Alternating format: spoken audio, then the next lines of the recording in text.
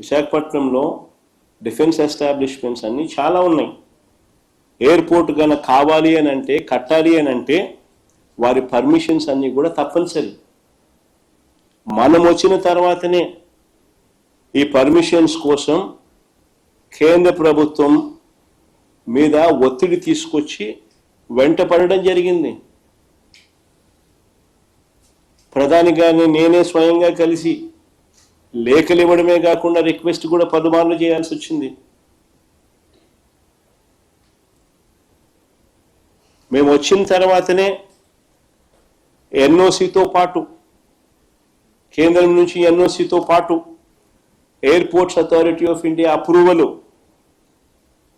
BCAS approval అంటే bureau of civil aviation security approval, ministry of defence approval, ministry of civil aviation approval, environmental clearance, NOC for closure of existing airport INS Dega, NOC from central government, financial closure of all participating banks. ఇవన్నీ కూడా మా హయాంలో జరిగాయి. ఇవన్నీ కూడా మా హయాంలో జరిగాయి.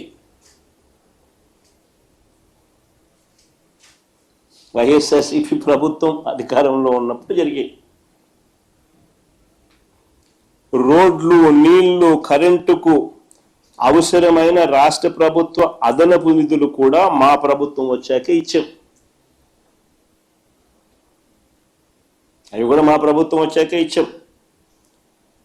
చివరికి కోవిడ్ లాంటి కష్టాలు ఎన్నున్నా కూడా అన్నీ దాటుకుని ఫోకస్ పెట్టాం కాబట్టి ఈ ప్రాజెక్టు 2023 మే 3వ తారీఖున ముఖ్యమంత్రి హోదాలో నేను శంకుస్థాపన చేశాను. ఆ రోజు మీటింగ్లో చెప్పిన 2026లో మొదటి ఫ్లైట్ ఇక్కడి నుంచి టేక్ ఆఫ్ అవుతుంది అని చెప్పి.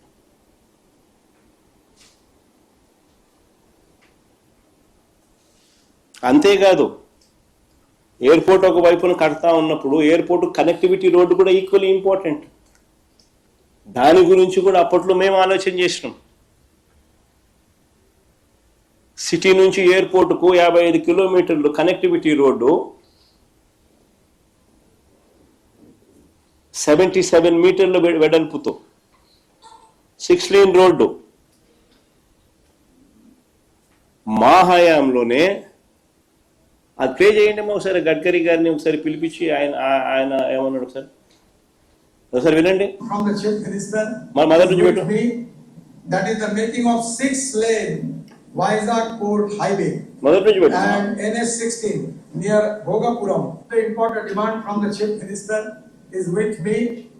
That is the making of 6 lane Vizag Port Highway and NS16 near Bhogapuram. The length is 55 kilometer, cost is 6,300 crore, and state is going to contribute for land and giving me some concession. I already request the Chief Minister and the Chief Secretary. They have given me the letter and also 157 acre of land for multimodal logistic park they are giving. From my ministry, I am sanctioned this important project, which is very important for Andhra Pradesh and dream project of Honorable Chief Minister. Many times he requests me about this proposal.